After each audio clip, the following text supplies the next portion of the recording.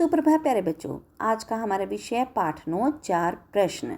बच्चों, इस पाठ का अध्ययन हम 24 अगस्त की वीडियो में कर चुके हैं, लेकिन जो विद्यार्थी हमारे साथ नए जुड़े हैं उनके लिए एक बार फिर हम इस पाठ का अध्ययन करते हैं। तो और दूसरे विद्यार्थियों के लिए ये हो गया रिवीजन वर्क। तो बच्चों कहानी कुछ इस प्रकार से है कि आचार्य ज्ञानदेव जी अपने सभी शिष्यों को शिक्षा दे रहे होते हैं और ध्यानपूर्वक सभी शिष्य उनकी शिक्षा को सुन रहे होते हैं। तो एक दिन आचार्य जी शिष्यों को एकत्रित करते हैं और उनसे 4 प्रश्न पूछते हैं। पहला प्रश्न, यहाँ भी नहीं वहाँ भी नहीं। दूसरा, यहाँ है वहाँ नहीं। तीसरा, यहाँ नहीं वहाँ है। और चौथा, यहाँ भी है वहाँ भी है।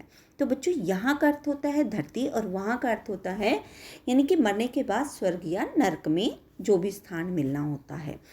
तो सभी शिष्य आचार्य के प्रश्नों को सुनकर सोच विचार में पड़ जाते हैं। आचार्य कहते हैं, मुझे पता है कि इन प्रश्नों के उत्तर सरल नहीं, इसलिए तुम्हें 2 दिन का समय देता हूँ। बच्चों, सभी शिष्य जो हैं उत्तर ढूंढने में लग जाते हैं और कुछ समय पश्चात सभी शिष्य जो हैं उन पर विचार विमर्श करना छोड़कर बैठ जाते हैं।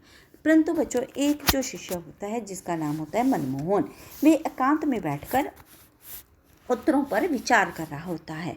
एकांत मैंने अकेले सुनसान जगह पर बैठ के। तभी उसकी नज़र एक चरवाहे पर पड़ती है। चरवाहे का अर्थ होता है पशुओं को चराने वाला। वह उसके पास जाता है और उससे बोलता है कि कल तुम अपने पशुओं को आश्रम में लेकर आओ, तुम्हें वहाँ विशेष छूट मिलेगी।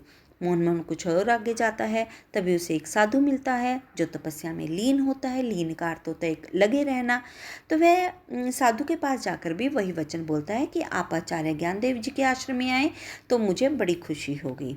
तभी मनमोहन कुछ आगे बढ़ता है। तभी उसे एक नर्तकी मिलती है। नर्तकी का अर्थ होता है नाचने वाली। उसे भी वही वचन कहता है कि देवी, कल आप अपनी कला का प्रदर्शन आश्रम में आकर करें। प्रदर्शन में से दिखावा।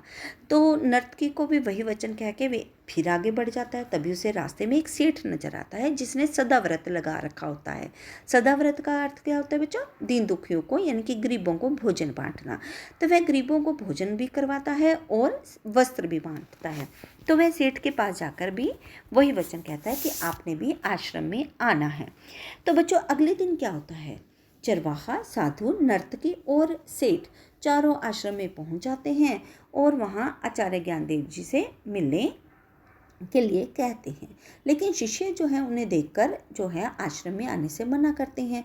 कुछ समय के पश्चात आचार्य ज्ञानदेव और शिष्य मनमोहन वहां आ जाते हैं।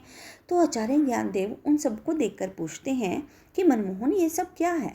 तब मनमोहन बोलता है कि गुरुजी, यह है आपके चारों प्रश्नों के उत्तर।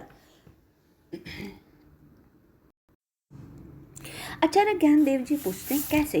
तो उन्होंने कहा कि आपके पहले प्रश्न का उत्तर यह चरवाहा है।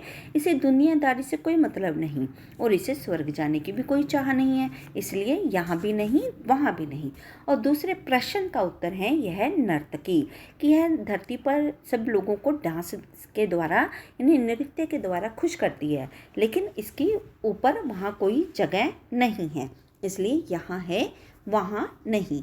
और तीसरे प्रश्न का उत्तर है यह साधु, इसे केवल स्वर्ग की चाह है, इसे धरती के लोगों से कोई मतलब नहीं, इसलिए यहाँ नहीं वहाँ है। और चौथे प्रश्न का उत्तर है यह सेठ जी, जो धरती पर भी पुण्य कमाते हैं और स्वर्ग और धरती के पर भी इनका सम्मान होता है और इन्हें स्वर्ग में भी और मृत्यु के बाद इन्हें स्वर्ग में भी जगह मिलेगी, यहाँ पर भी और वहाँ पर भी। तो बच्चों, उनके सभी प्रश्न सुनकर आचार्य ज्ञानदेव जी खुश होते हैं, उसे गले लगाते हैं और उसे समझदार शिष्य का सम्मान देते हैं। तो बच्चों, अगली वीडियो में मैं बताती हूँ कि इस कहानी को किस प्रकार से आप आसानी से याद कर सकते हैं। तो इस वीडियो में इतना ही।